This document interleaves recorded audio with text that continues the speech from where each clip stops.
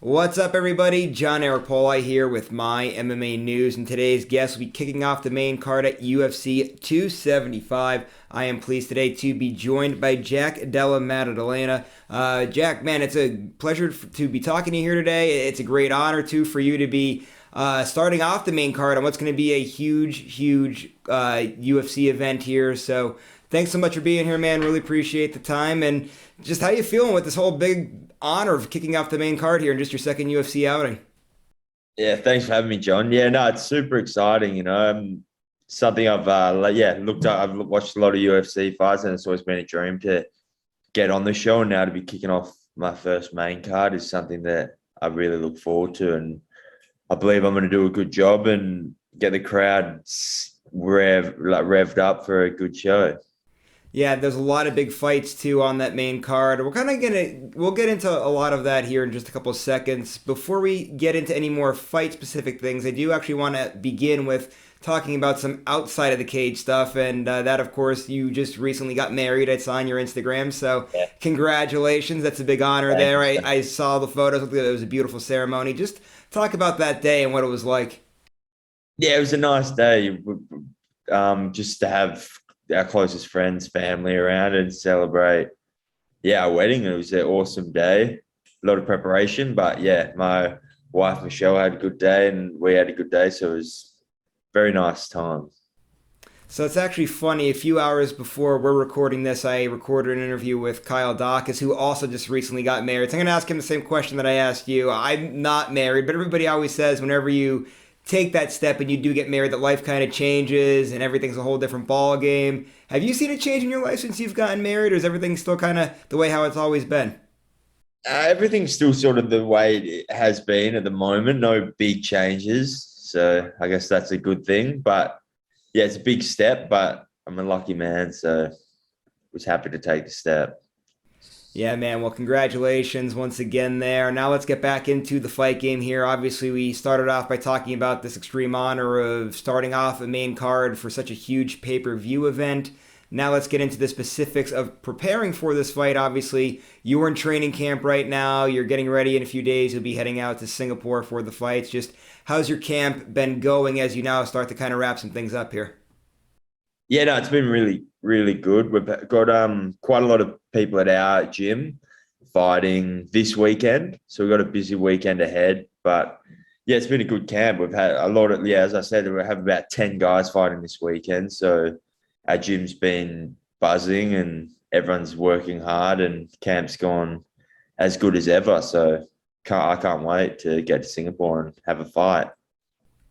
So I did see on your Instagram, and I'm not sure if it was exactly for preparation for this fight or if it was just you having a workout, but you got a workout in on the beach. So whenever I see a fighter working out on the beach, I think of two things. The first one is, I know I'm sure you probably saw the Rocky movies. There was I believe it was Rocky 3 when Rocky and Apollo were working out on the beach. But then another thing that actually comes to mind is, so when I was in college, I competed in track and field, and we used to have this conditioning period. Now, I was a lot bigger back then. I was a thrower, so our conditioning period used to be a lot of like plyometric style stuff, a lot of like tire flipping, but there'd always be like a recovery day in there. And the one day we used to have a recovery day where we used to go onto this little like beach volleyball area, and that would be the workouts. Playing a beach volleyball game. It used to be a great workout. It used to be so much fun, and kind of the time went by so fast you didn't even realize that you were getting a workout in because you just enjoyed being outside in the warm weather and being in the sand. So for you, when you do these beach workouts, do you get a little bit of that?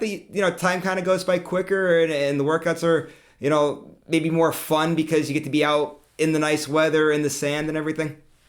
Yeah, of course. I love being Australian. I love the beach. The beach is it's pretty peaceful. So it's nice to get out of the gym and have a move around. And yeah, I guess the sand it's good for the legs. It makes your legs feel extremely heavy. So when you are on that like the hard mat, it feels like you're a lot faster. So it's a good workout, fresh air, some salt. You have a dip after. I love getting out. Get out of the gym is always a good time. So while we're talking about Australia too, another thing I wanted to ask you about, it seems like we've been seeing the last few years like a really big growth and surge in Australian MMA. There's been so many fighters doing a lot of great things, being very successful, and it just seems like more and more, especially in the UFC, we're seeing more and more Australian fighters.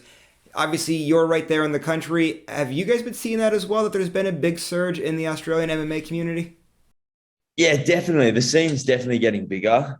When I started, it was pretty small, and you can definitely see a gradual increase. We've got a lot of good fighters now on the world stage, so it's good to see.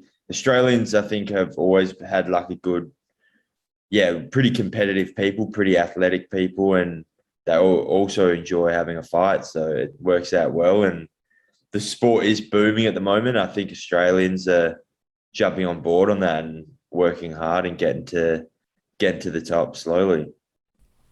And I do want to ask you about your opponent a little bit and what you've seen out of him now as you've been preparing for him for the last few weeks. Yeah, I think my opponent is. I'm super excited about the opponent. He's a good, solid fighter. He's pretty good all rounder. Good competitor. He's been in there with some of the best guys in my division. So it's a awesome. Yeah, I can't wait to get the fight. He's pretty well rounded. He's a good, solid competitor, and yeah, I can't wait to get in there. So you mentioned there, right, that he's a very well-rounded competitor there. What are some of the things that you have to do well then to come away with the victory when you're fighting a guy that's so well-rounded and very well disciplined over all the areas there?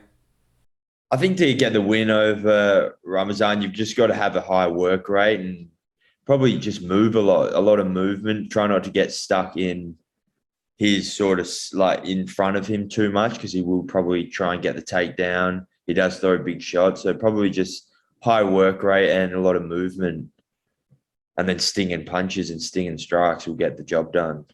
So you mentioned that too, right? You need to have like a high output and whatnot. Now it's funny whenever I'm in a situation, right, where being a media member, a lot of fans are in this situation where, we'll criticize a fighter and say, well, why aren't they going out there? Why aren't they picking up the pace? Why aren't they going for takedowns? A lot of times things are easier said than done. Obviously, like Sure. you said, you want to go out there and put on a high output performance there. Again, could be easier said than how difficult is it to go out there and put on a performance like that? Because obviously, your opponent's gonna have a game plan coming in there as well to not let you have something like that. Yeah, of course. It comes to a point where you're going to be butting heads, and I'm going to be trying to implement my game plan, and he's going to be trying to implement his. But I think it all starts at the feet, and if I can just keep those feet moving and just get in his face and sting him a lot, and then exit. It's all about. I think this fight's all about stick and move, and that will be the key to victory.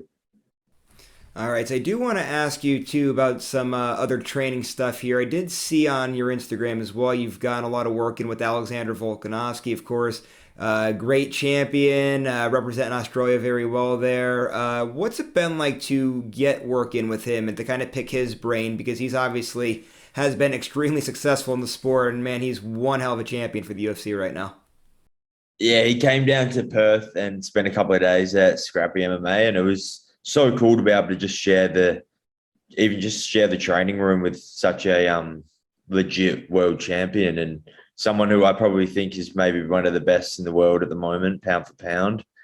Just to see how he moves and how strong he is for a featherweight is incredible. And yeah, it was awesome. He's a very supportive guy. He supports local Australians, and he was more than happy to give me anything I needed to help out. He definitely passed on some good messages and good tips. So you mentioned right that you think he's one of the best pound for pound fighters in the world. Obviously, that's a statement that is absolutely true. He definitely is there, and for a lot of people in the MMA community, it was actually his last performance against Korean Zombie that really was eye opening because he would just look so flawless in that fight. Just want to get your thoughts on that fight because I'm sure you obviously watched it and was just in awe of his performance like everybody else was. Yeah, as you said, you said it right. I think it was pretty much a flawless victory. All his movements he makes are very calculated, and he doesn't really take any crazy chances, but he still manages to beat up the best fighters in the world. So yeah, I believe he's the pound for pound number one. Obviously, everyone thinks different, but yeah, I think he's the best, and I think his performances just show that he's on another level at the moment. And I do now want to get some thoughts on a few other things. Like, so when we opened up, right, we were talking about you're going to be opening up this main card, but there's three huge, massive fights on this pay per view event. So we'll start with the headliner that I want to get your thoughts on. Obviously, Glover Teixeira defending his belt against a fellow Paradigm guy in Jiri. Great matchup there. Just want to get your thoughts on it. Yeah, I think that's a. When you see the big boys in the cage, it's always exciting, and you're always on the edge of your seat, and especially Jiri has such an interesting style.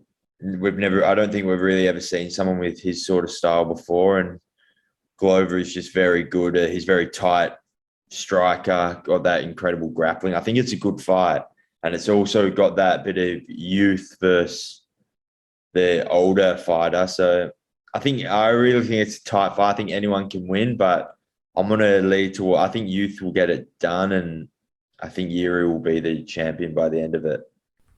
Yeah, I know a lot of people are going with that prediction there as well. You're not the only person that feels that way, I imagine. I haven't seen the betting lines. I imagine you probably will open as a betting favorite. And speaking of betting favorites, Valentina Shevchenko in the co-main event there. Obviously, we know she's going to be a betting favorite. She's been an absolute dominant champion there. But Talia Santos, it should be an interesting matchup. She has a great record. Should be a game challenger there. But I obviously imagine Valentina being the big betting favorite there. Just want to get your thoughts on that matchup as well. Yeah, I agree. I think Valentina, she's another one of those ones who's sort of just flawless in her victory. She looks pretty perfect in all her movements she makes. And it's hard to bet against Valentina. She's pretty well rounded and she's extremely good. And finally, the last one of the big three on that pay-per-view event that has a lot of people buzzing, kind of like you could say the people's main event in a way. Ioane and Jacek, Weili Zhang, the rematch. I had Ioane on for an interview. She's very confident. Obviously, fight should be a little bit different. Some time has passed. There's only a 3-round fight as opposed to a 5-round fight, but still, nonetheless, I mean, a lot of fans are buzzing over this fight. Just want to get your thoughts on that one as well. Yeah, I remember watching that fight and that was a brutal fight. Probably one of the most brutal fights I've seen. So yeah, I wonder. I think that one's very close. I don't really know. I'm still not too sure who will win that one, but I definitely reckon we'll expect another pretty impressive fight. Yeah, definitely. That one is going to be a very close one. Should be a lot of fun to watch. The whole card should be fun to watch. And now, one last thing that before we wrap things up, I still want to ask you with along the lines of training and everything. Obviously, you're Australian. You're very proud of your Australian roots there. A lot of great fighters there. But I know there are a lot of Australians that do kind of get out and move around. Like I know Alex will go and over like to Thailand and work with the Hickman brothers every once in a while. Casey O'Neill, she'll come over to the United States. A few other ones too. Jay Harding, I know she'll come over do some work in the United States. Do you plan on just keeping the solid base right there in Australia, or do you plan on maybe moving around to just some other gyms just to get other looks and whatnot? It's always good to go somewhere else, get other looks, but I'm a homeboy. I love home. I probably won't travel too far from home. I'm never not opposed to going somewhere else for a couple of weeks and just getting different looks, but I always mainly base myself out of Perth, and we've got a good team of scrappy MMA. So yeah, I'll probably just try and stay here and work hard with the boys. And obviously, the promotion thinks very highly of you to put you in the position that you're in just your second fight to be kicking off the main card. Obviously, the UFC likes to go to Australia. A lot of big events there over the years. I know COVID has kind of had things screwed up as far as traveling, but hopefully, fingers crossed, it seems like we're kind of behind all that stuff now. So whenever the UFC does return to Australia, I'm sure it's going to be a stupid question, but I'll go ahead and ask it anyway. I'm sure you're going to want to be on that card when all the Australians get together over there. 100%. Yeah. If there's a show in Australia, I will be, begging, screaming to get me on there because that would be a dream come true. Awesome, man. Well, appreciate all the time here today. It's been great talking with you. One last thing before you roll out. Social media, management, sponsors, whoever you got to give a shout out to, whether it's coaches, teammates, family, friends, whoever. Take it away. Floor is yours. Social media is Jack Della Maddalena, just one word. And just shout out to the Scrappy MMA, the gym. That's where I get all my work in, and that's where I can flourish as a martial artist. And then, yeah, that's it. Thank you. Thanks for having me. Hey man, no problem at all. I appreciate the time here today and appreciate to all the viewers out there that watched today's interview with Jack, Della, Maddalena. Thanks so much for watching. Really appreciate it as always. Just want to remind you guys, like I always do in these interviews before I roll out, keep going to MyMMANews. Great content comes out there all 7 days of the week. If you like today's interview, please go to the bottom, give it a thumbs up, subscribe to this YouTube channel. And speaking of social media accounts, make sure you go to MyMMANews. Give us a like on Facebook, Instagram, Twitter. And if you want to find me at Instagram or Twitter, I'm at John Eric Pauli. We'll see you later, everybody.